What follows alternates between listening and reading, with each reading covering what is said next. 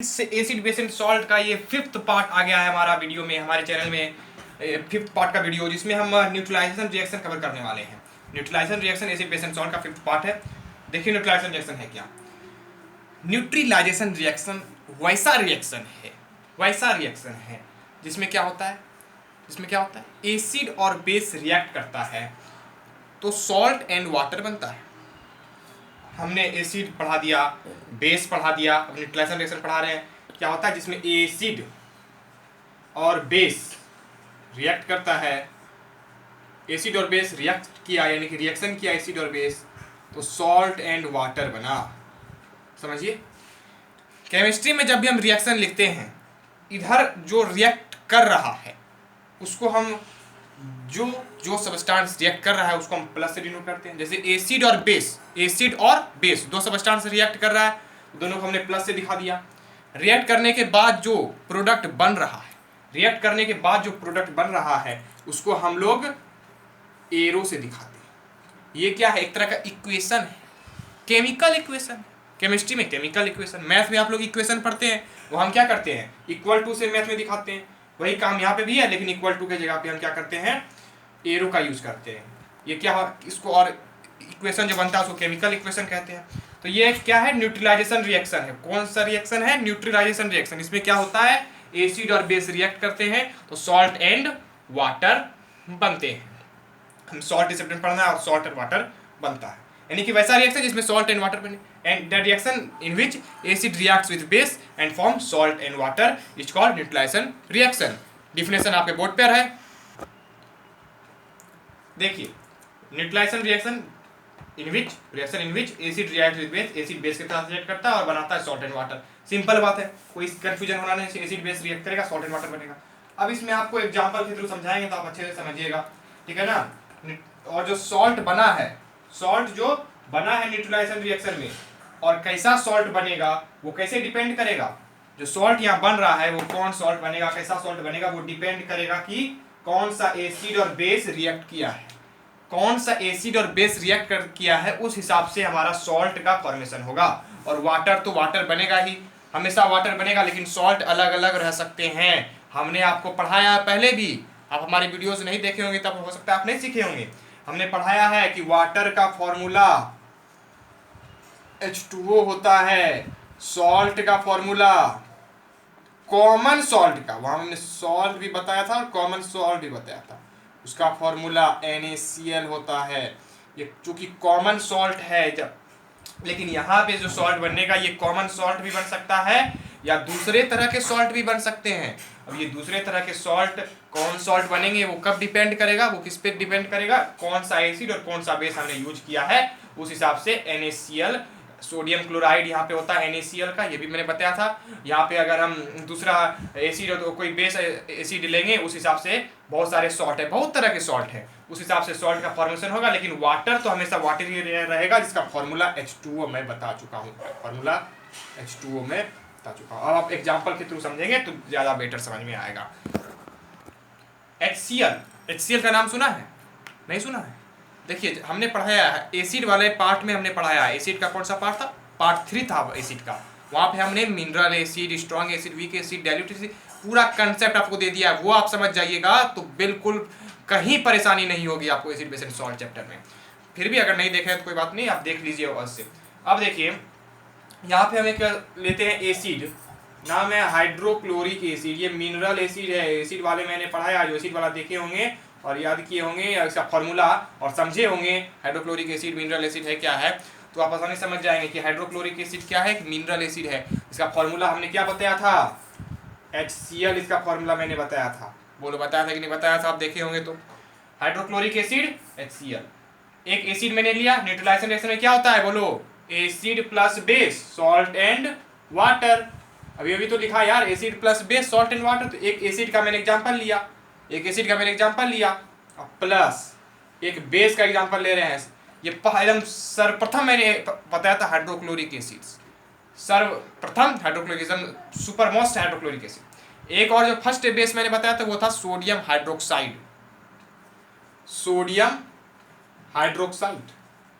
वो लोग बताया था कि नहीं बताया था? बेस वाले पार्ट में बताया था, पार्ट 4 में, एसिड का पार्ट 4 में, बेस वाले पार्ट में, वहाँ भी मैंने बेस के पूरे कंसेप्ट दिए थे। सोडियम हाइड्रोक्साइड, इसका एक फॉर्मूला बताया था NaOH। अभी आपको फॉर्मूला याद करना पड़ जाएगा, 7th क्लास में है, यहाँ पे आप फॉर्मूला बनाने कैसे बनता है वो आप आगे चल के सीखिएगा, इसलिए आपको जो फॉर्मूला आते जाता है उसको आप याद करते जाइए, आगे अगर बनाने होगा तो अच्छे से होगी। अब रट्टा नहीं मारना है, याद करना है, याद करना रट्टा मारना बनता है। ठीक है, hydrochloric acid HCl, sodium hydroxide NaOH। Hydroxide जहाँ भी रहे OH लगा देना है। अब वो OH2 लगाना है, OH3 लगाना है, वो OH का होल 2 लगाना है, वो आपके वैलेंसी पर डिपेंड करेगा। ठीक है ना, उसको आपको आगे चल के सीखना है। HCl plus NaOH। अब जो यहाँ पे एसिड लिया, सोडियम हाइड्रोक्साइड क्या है बोलो? बेस है। ये क्या है? बेस है। ये क्या है? एसिड है। एसिड बेस रिएक्ट करता है तो क्या बनता है? क्या बनता है? सॉल्ट बनता है। और यहाँ पे जो मेन रिएक्शन यूटिलाइजेशन एकदम फर्स्ट रिएक्शन इसको कहिए यूटिलाइजेशन की, यही रिएक्शन सबसे पहला आदमी को जानना चाहिए, बनता है सोडियम क्लोराइड। क्या बनता है तो आपको याद ही रखना पड़ेगा हो, सोडियम क्लोराइड, और साथ में वाटर तो आपने कहा ही, salt and water. Sodium chloride क्या हो गया? सॉल्ट हो गया। अभी अभी हमने बताया कॉमन सॉल्ट, जो कि मैंने पढ़ाया था लास्ट वीडियो सबके लास्ट में, मैंने कोना में यहाँ पे बताया था सबका फार्मूला, सॉल्ट वाटर सबका फार्मूला। ये सॉल्ट सोडियम क्लोराइड बना। सोडियम क्लोराइड क्या है? कॉमन सॉल्ट है। इसका कॉमन नेम क्या है? घरेलू भाषा नाम रहते हैं ना, उसी तरह एक केमिस्ट्री वाला नेम हो गया, केमिकल नेम, और एक common name. Common name sodium chloride का है कॉमन सॉल्ट। इसका फॉर्मूला होता है NaCl। अभी हमने बताया, ये यहाँ अगर हम हाइड्रोक्लोरिक एसिड लेंगे, सोडियम हाइड्रोक्साइड लेंगे, तब हमारा NaCl सॉल्ट बनेगा, तब हमारा NaCl सॉल्ट बनेगा। अब प्लस H2O, यानी कि अगर हम HCl लें एसिड के रूप में और NaOH लें बेस के रूप में, तब हमारा सॉल्ट बनेगा NaCl, और वाटर सब में बनेगा जहाँ भी एसिड बेस रिएक्ट करेगा। अगर हम दूसरा एसिड लेंगे, दूसरा बेस लेंगे तो दूसरा सॉल्ट बनेगा, दूसरा एसिड लेंगे, दूसरा बेस लेंगे तो दूसरा सॉल्ट बनेगा। ये हम इसी वीडियो में बताने वाले हैं बहुत सारे एग्जांपल्स के थ्रू। आप वीडियो को देखते रहिए, उसके पहले आप इसको नोट डाउन कीजिए। इसके बाद हम इसका neutralization reaction in everyday life बताएंगे, तब हम सॉल्ट को अच्छे से बताएंगे, वहाँ पे बहुत सारे रिएक्शन बताएंगे। रिएक्शन आप देख सकते हैं यहाँ पे।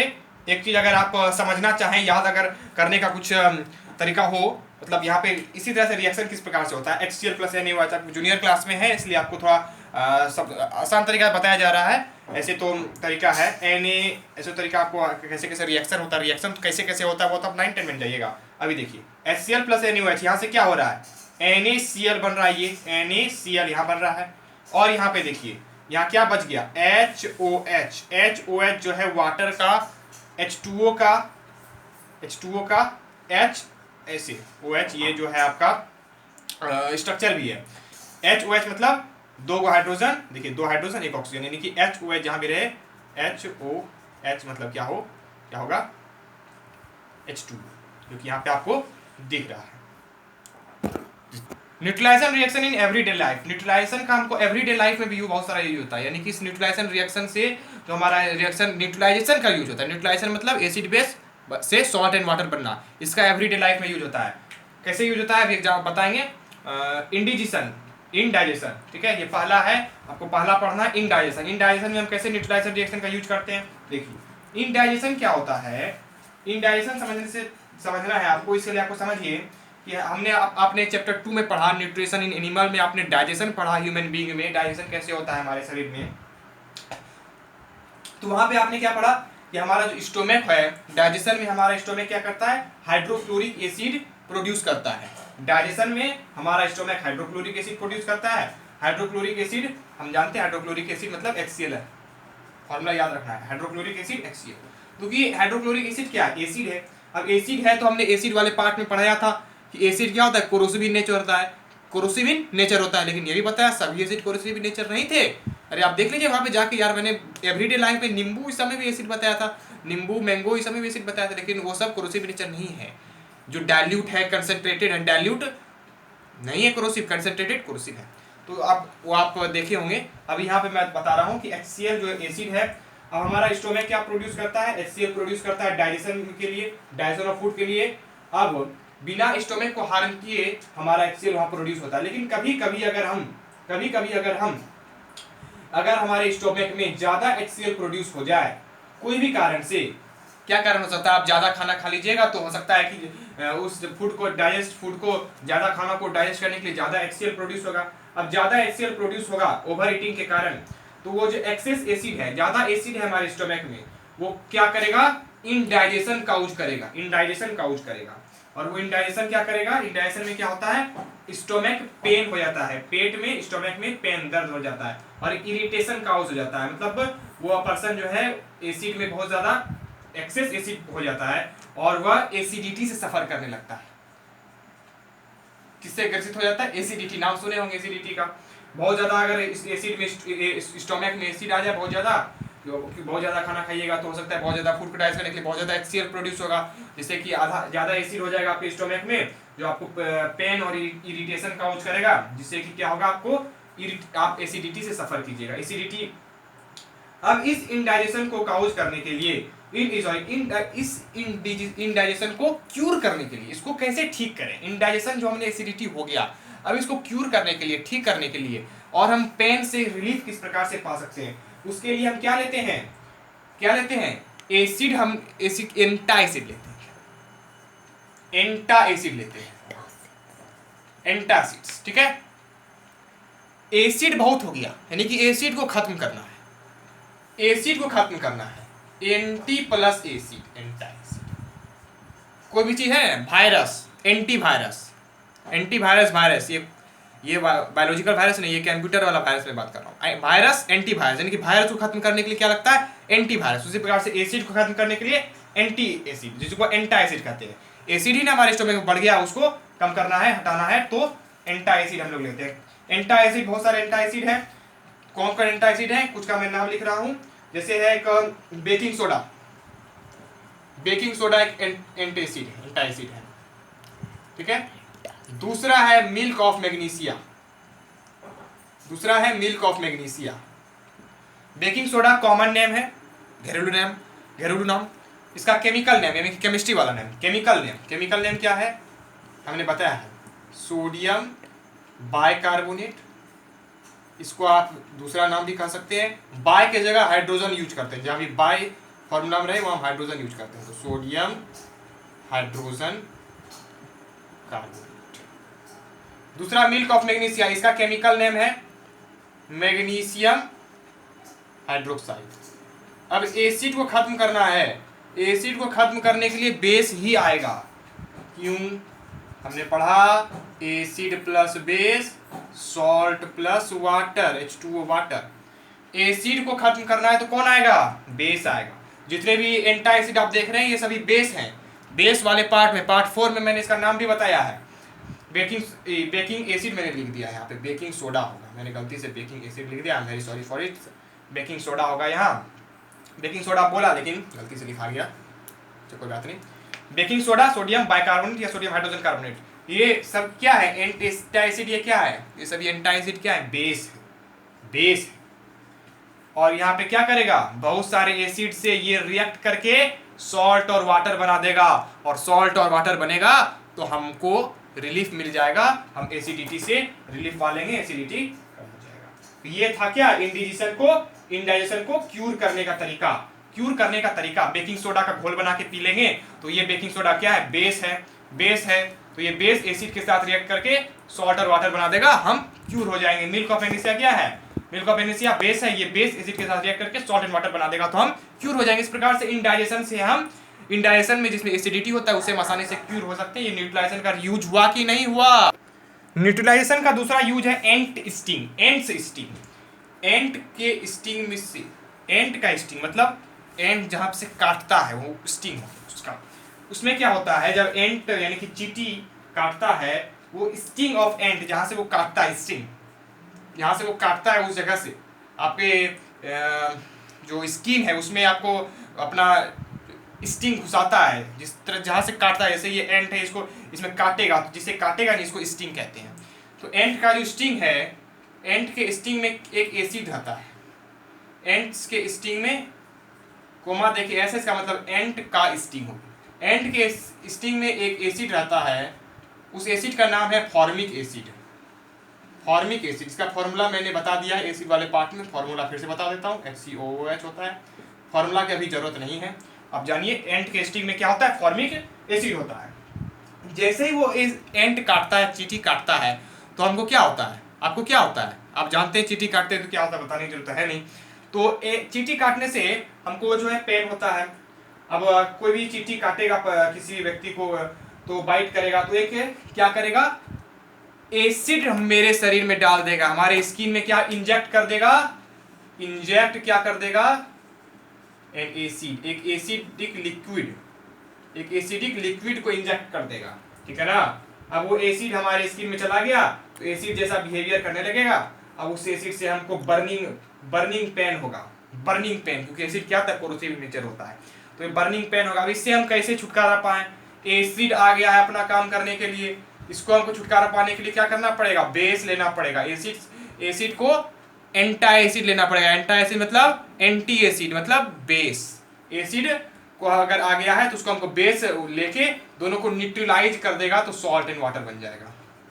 ये ना न्यूट्रलाइजेशन है, एसिड और बेस न्यूट्रलाइज हो जाएगा। एसिड आ गया, हम उसमें बेस डाल देंगे, दोनों न्यूट्रलाइज कर जाएगा, सॉल्ट एंड वाटर बन जाएगा। तो यहाँ पे हम क्या करेंगे, यहाँ पे अगर कोई चींटी किसी पर्सन को काटता है तो वहां पे हम एक बेस लेंगे। वहां पे कौन सा बेस लेंगे, देखिए इसको क्यूर करने का क्या तरीका है, क्यूर करने का तरीका, क्यूर कैसे हम इससे ठीक हो सकते हैं। तो एक बेस हमको लेना पड़ेगा। बेस में क्या लेंगे, हम एक माइल्ड बेस लेंगे, बेकिंग सोडा का सॉल्यूशन, बेकिंग सोडा सॉल्यूशन, मीठा सोडा, इसको बेकिंग सोडा नाम सुनेंगे, मीठा सोडा का। बेकिंग सोडा नहीं सुने, बेकिंग सोडा भी मैंने बता दिया इसी वीडियो में भी अभी बताया। Baking soda sodium hydrogen carbonate या सोडियम बाइकार्बोनेट, ठीक है ना। हम लाइम वाटर भी ले सकते हैं, ठीक है ना, लाइम वाटर, चूना पानी, लाइम वाटर, ये हो गया आपका बेकिंग सोडा सॉल्यूशन लेके हम इसका काम कर सकते हैं। अब आते हैं तीसरे है, वो है सॉइल ट्रीटमेंट। सॉइल ट्रीटमेंट क्या है, हमारा जो सॉइल है वो सॉइल नेचुरली प्राकृतिक रूप से क्या हो सकता है, एसिडिक भी हो सकता है, बेसिक भी हो सकता है। हमारा सॉइल जो भी सॉइल है एसिड भी हो सकता है, बेसिक भी हो सकता है, यानी कि एसिडिक जिसमें एसिड की मात्रा अधिक हो, बेसिक की मात्रा अधिक हो। अब कुछ प्लांट जो हैं सॉइल में अच्छे से ग्रो नहीं कर सकते हैं, सॉइल में ग्रो नहीं कर सकते हैं कोई प्लांट, अगर वह सॉइल ज़्यादा एसिडिक है या ज़्यादा बेसिक है। कहने का मीन्स अगर कोई सॉइल ज़्यादा एसिडिक है तो कुछ प्लांट ज़्यादा एसिडिक में ग्रो नहीं करेगा, अगर ज़्यादा बेसिक है तो कुछ प्लांट बेसिक में ज़्यादा ग्रो नहीं करेगा। अब इसमें क्या होता है कि हम केमिकल फर्टिलाइजर का यूज करते हैं, किसमें, हमारे खेत में, फील्ड्स में, उपजाऊ के लिए। वहाँ पे वो केमिकल फर्टिलाइजर क्या करेगा, सॉइल को बहुत ज़्यादा एसिडिक बना देगा। अब बहुत ज़्यादा एसिडिक बना देगा तो बहुत ज़्यादा एसिडिक हो जाएगा सॉइल। तो अब उसको हम कैसे न्यूट्रलाइज करेंगे, कैसे न्यूट्रलाइज करेंगे, जिससे कि वो न्यूट्रल बन जाए और हम अच्छे से उसमें प्लांट ग्रो कर सकें। तो उसमें हमको बेस लेना पड़ता है। जब सॉइल ज़्यादा एसिडिक हो जाता है तो हम उसमें बेस लेते हैं। कौन सा बेस लेते हैं, बेस लेते हैं lime water, lime water base लेते हैं। लाइम वाटर क्या है, ठीक है ना, क्विक लाइम है। लाइम वाटर चूना पानी, ये क्या है, क्विक लाइम है। लाइम वाटर से बेहतर है आप कहिए क्विक लाइम, क्योंकि आप कंफ्यूजन नहीं करना चाहते हैं। क्विक लाइम ये कॉमन नेम हो गया, इसका केमिकल नेम है, केमिकल नेम हो जाएगा कैल्शियम ऑक्साइड, CaO फॉर्मूला हो जाएगा, ठीक है ना। कि क्विक लाइम हो गया आपका। या हम स्लेक्ट लाइम भी ले सकते हैं, स्लेक्ट लाइम भी ले सकते हैं, क्विक लाइम ले सकते हैं या फिर स्लेक्ट लाइम ले सकते हैं। कॉमन नेम है स्लेक्ट लाइम। अब स्लेक्ट लाइम, क्विक लाइम बताते हैं हम आपको। स्लेक्ट लाइम का केमिकल फॉर्मूला हो जाएगा, केमिकल नेम हो जाएगा कैल्शियम हाइड्रोक्साइड, फॉर्मूला हो जाएगा CaOH का होल 2। ये फॉर्मूला आपको याद करना पड़ेगा। अब देखिए लाइम मतलब होता है चूना। आप घर में चूना करते हैं तो देखे होंगे कि चूना को पहले हम पानी में डालते हैं, चूना को पहले पानी में डालते हैं तो CaO आपका हो गया क्विक लाइम, यानी कि चूना की तरह का समझिए। अब हम CaO को अगर हम पानी में, आप देखते हैं चूना करने के लिए हम पानी में डालते हैं तो बहुत ज़्यादा हीट निकलता है, बहुत ज़्यादा क्या निकलता है, भाप निकलता है, एकदम गर्म हो जाता है पूरा। देखे होंगे अगर चूना तैयार किया जाता है पेंट करने के लिए, चूना करने की दीवार में, उसको हम पहले पानी में डालते हैं तो बहुत ज़्यादा हीट निकलता है वहाँ से। तो कैल्शियम ऑक्साइड को हम पानी में डालते हैं तो बहुत ज़्यादा हीट भी निकलता है, यानी कि पानी में डालने से ही हमको ये स्लैग्ड लाइम मिल जाता है, CaOH का होल 2 प्लस हीट मिलता है। तो यहाँ पे हम हीट को छोड़ रहे हैं। ये मेरा बन गया CaOH का होल 2, यही है स्लैग्ड लाइम। ये मैंने बताया ये आया कहाँ से, ये आपको भी जानना नहीं है, ठीक है। अगर आप लिखना चाहते हैं तो लिख लीजिए इसको, ये आपको जानना नहीं है। अभी हम क्विक लाइम और सिलेक्ट लाइम का यूज करेंगे। ये सब क्या होते हैं, बेसिक इन नेचर होते हैं, बेसिक इन नेचर, सॉरी ये क्या, हाँ बेसिक इन नेचर होते हैं, बेसिक इन नेचर होते हैं। अब हम किसका यूज कर रहे हैं, बेस का यूज कर रहे हैं।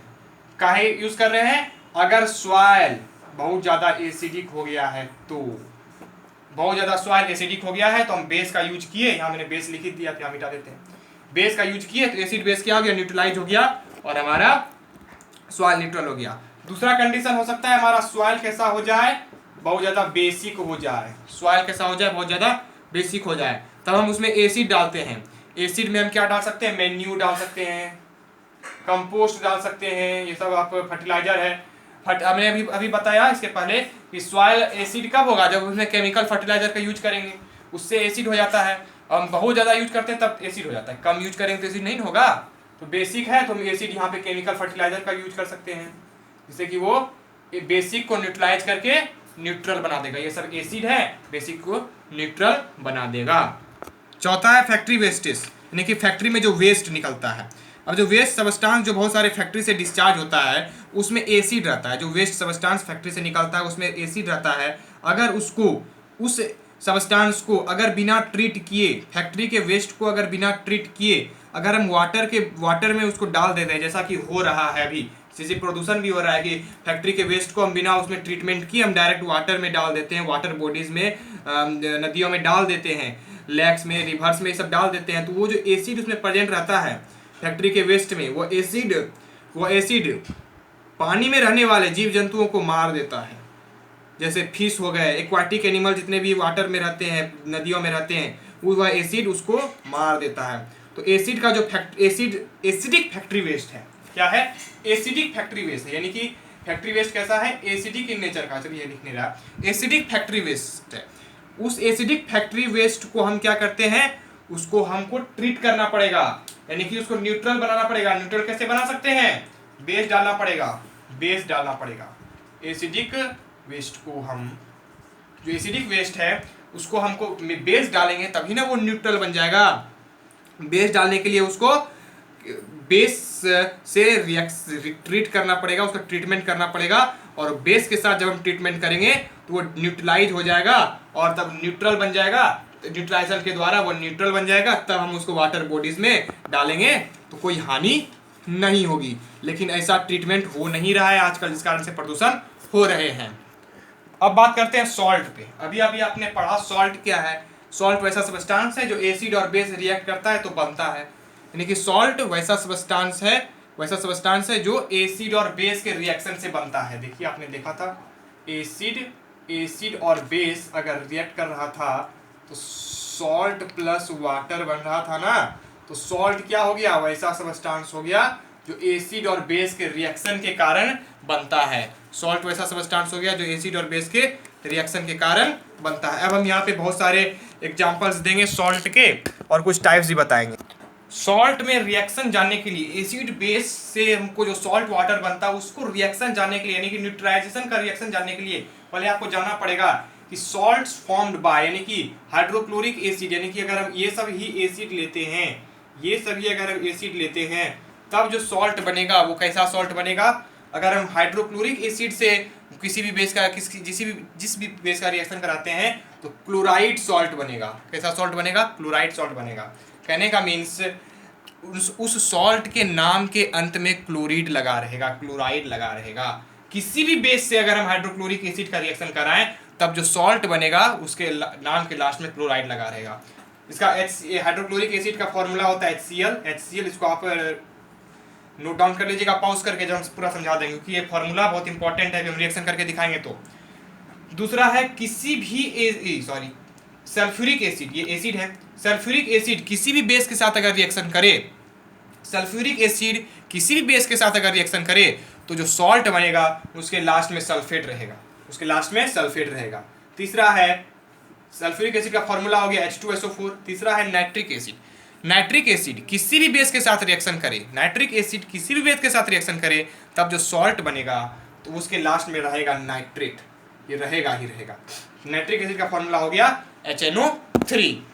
पहला रिएक्शन हमने पहले ही करके दिखा दिया है, HCl plus NaOH NaCl plus H2। अब देखिए मैंने अभी एक कंसेप्ट दिया, उस हिसाब से आप आसानी से पता लगा सकते हैं। एसिड है हाइड्रोक्लोरिक एसिड और बेस मैंने सोडियम हाइड्रोक्साइड लिया। अभी मैंने बताया एसिड हाइड्रोक्लोरिक एसिड है, तब जो सॉल्ट बनेगा उसके लास्ट में क्लोराइड लगा रहेगा और आगे में क्या लगा रहेगा वो डिपेंड करेगा उसके बेस पे। बेस कौन लिए हैं? सोडियम वाला, तो हो जाएगा सोडियम क्लोराइड। ये सोडियम हाइड्रोक्साइड है तो ये सोडियम क्लोराइड बनेगा, प्लस वाटर तो बनेगा ही बनेगा। रिएक्शन क्या हो जाएगा? सोडियम क्लोराइड का फॉर्मूला होता है NaCl प्लस H2O। अब एक एग्जांपल और लेते हैं हम, सोडियम HCl के जगह हम लेते हैं, अब एक HCl ही लेते हैं। चलिए NaOH की जगह KOH, ये भी मैंने फॉर्मूला बताया था बेस में, NaOH और KOH पोटेशियम हाइड्रोक्साइड है। एसिड कौन है? HCl, तो सॉल्ट के लास्ट में क्लोराइड लगा रहेगा। अब आगे में क्या रहेगा? वो सॉल्ट पे डिपेंड करेगा। सॉल्ट कौन वाला लिए हैं? पोटेशियम हाइड्रोक्साइड, तो पोटेशियम क्लोराइड। फिर से सुनिए, हमने एसिड लिया है HCl किसी भी बेस के साथ रिएक्शन करेगा तो सॉल्ट के लास्ट में क्लोरीन लगा रहेगा। HCl लिया तो क्लोरीन लिख दिया। अब बेस है KOH, तो ये पोटेशियम के हाइड्रोक्साइड है, इसलिए पोटेशियम क्लोराइड। पोटेशियम क्लोराइड का फॉर्मूला KCl प्लस H2O यानी कि वाटर, ठीक है ना, इसको लिख लीजिए आप। अब एक एग्जांपल लेते हैं, H2SO4 से लेते हैं, ये वाला ले लेते हैं। H2SO4 क्या है? सल्फ्यूरिक एसिड है। फॉर्मूला कहे थे, पॉज करके आप लिख के याद कीजिए, सोडियम हाइड्रोक्साइड। अब देखिए सल्फ्यूरिक एसिड लिया है, सॉल्ट के लास्ट में सल्फेट लगा रहेगा, यहाँ पे लिख रहा हूँ सल्फेट लगा रहेगा, ठीक है। सल्फ्यूरिक एसिड लिया है, लास्ट में सल्फेट लगा रहेगा। अब कौन सा सल्फेट? तो सोडियम हाइड्रोक्साइड लिया है तो सोडियम सल्फेट, और साथ में वाटर तो रहेगा ही रहेगा। यहाँ पे सल्फ्यूरिक एसिड का फॉर्मूला H2SO4, सोडियम हाइड्रोक्साइड का फॉर्मूला NaOH, तो लास्ट में सल्फेट, सल्फेट का फॉर्मूला SO4, और कौन सल्फेट? तो सोडियम सल्फेट, तो NaSO4 नहीं, Na2SO4। ये फॉर्मूला बनानी आपको 9th में सीखना है, अभी आपको फॉर्मूला याद करना पड़ेगा। SO4 की वैलेंसी 2 होती है, तो आपको वैलेंसी भी नहीं जानना है। अब प्लस वाटर का फॉर्मूला H2O। एक और लेते हैं, एक और क्या ले लूँ, चलिए एक ले लेते हैं हम NaOH प्लस सॉरी ये हमने ले लिया, HNO3 से ले लेते हैं, HNO3 प्लस KOH। HNO3 मतलब नाइट्रिक एसिड प्लस KOH मतलब पोटेशियम हाइड्रोक्साइड। अब देखो नाइट्रिक एसिड ऐसे सॉल्ट बनेगा तो नाइट्रेट होगा, लास्ट में नाइट्रेट लगा रहेगा, ठीक है। पोटेशियम है तो पोटेशियम नाइट्रेट, पोटेशियम इस, अब प्लस वाटर तो रहेगा ही रहेगा। अब देखो नाइट्रिक एसिड का फॉर्मूला HNO3, पोटेशियम हाइड्रोक्साइड का फॉर्मूला KOH, पोटेशियम नाइट्रेट का फॉर्मूला NO3 और पोटेशियम का फॉर्मूला K। अब K2 नहीं होगा क्योंकि K और NO3 दोनों का वैलेंसी 1 होता है। आपको फॉर्मूला याद करना पड़ेगा, KNO3 कहाँ पे 2 लगेगा, कहाँ पे 2 नहीं लगेगा। आप आगे चल के सीखिएगा 9th में कि वहाँ पे आपको याद नहीं करना पड़ेगा, फॉर्मूला बनाना पड़ेगा खुद से। वाटर का formula H2O, HNO3 plus KOH, KNO3 plus H2O। ये हमने बहुत इंपॉर्टेंट सब रिएक्शन आपके लेवल तक का बताया है। 5 रिएक्शन मैंने दिखाया है, 4 ही हुआ ना, 4 रिएक्शन मैंने दिखाया। तो ये चारों रिएक्शन आपके लिए बहुत इंपॉर्टेंट है, ये चारों रिएक्शन को आप जल्दी से नोट डाउन। इस प्रकार से आप न्यूट्रलाइजेशन रिएक्शन कंप्लीटली समझ गए हैं। न्यूट्रलाइजेशन रिएक्शन एवरीडे लाइफ में मैंने बता दिया, सॉल्ट भी मैंने बता दिया, और न्यूट्रलाइजेशन रिएक्शन का सभी रिएक्शन बता दिया, रिएक्शन कैसे हुआ ये भी बता दिया। वीडियो अगर आपको पसंद आया, अगर आपको समझ में आया तो लाइक शेयर एंड सब्सक्राइब करना बिल्कुल नहीं भूलिएगा।